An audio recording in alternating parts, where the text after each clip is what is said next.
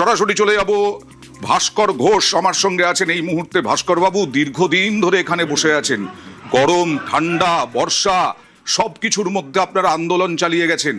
এক ধাক্কায় 20% কোনোদিন বেড়েছে দিয়ে?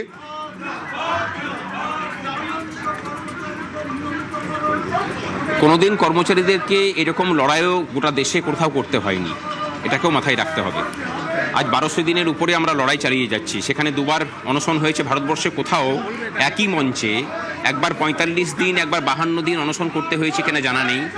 কর্মচারীদেরকে এরকমভাবে মিথ্যা মামলা দেওয়া, চাকরি থেকে বরখাস্ত করা, এসব তো আছেই। এমন কোনো অস্ত্র নেই, ছিল না, যেটা আগের সরকার আমাদের উপরে প্রয়োগ করেনি। তারপরেও কিন্তু আমরা দমে যাইনি। আজকের পরে কি মনে হচ্ছে যে না ঠিকঠাক বিচার পেলেন ডিএ নিয়ে? সরকারটার বদল ঘটিয়েছি।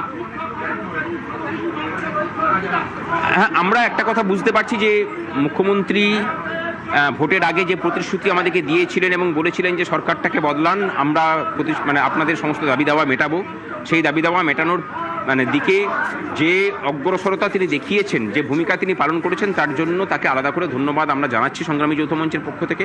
আমরা ভরসা রাখছি যে বাকি যেটুকু আছে সেটাও তিনি মিটিয়ে দেবেন এবং সুপ্রিম কোর্টের নির্দেশিত যে ডিএ, সেটা গ্রান্টি নেট সহ সকলের জন্যই অর্ডার খুব তাড়াতাড়ি বেরোবে।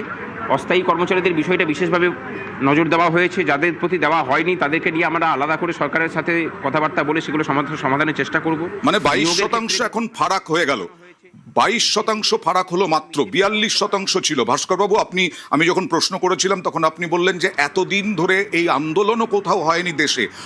আমি আবার প্রশ্ন করছি, এক ধাক্কায় 20% ডিএ কোথাও বেড়েছে? পশ্চিমবঙ্গের ইতিহাসে কোনোদিন হয়েছে?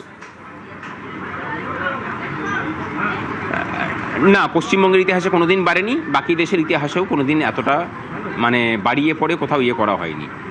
আপনি কি বলবেন কেন, আগের সরকার বা তার আগের সরকার বামেদের আমলেও কেন হয়নি? সমস্যাটা ছিল সদিচ্ছার। বামেদের আমলে কিন্তু এতটা বকেয়া কোনোদিন ছিল না, সুতরাং সবটাকে এক করে দিলে পরে হবে না। সদিচ্ছা জায়গা থেকে এই সরকারের সাথে আগের সরকারের তফাৎ হয়েছে। আগের সরকারের সদিচ্ছাই ছিল না, এই সরকার সদিচ্ছা দেখিয়েছে। তার মানে আপনারা মানছেন যে এটা নজিরবিহীন এবং ঐতিহাসিক ঘটনা? একদমই, এটা নিয়ে তো কোনো সন্দেহ থাকার জায়গা অবকাশ নেই।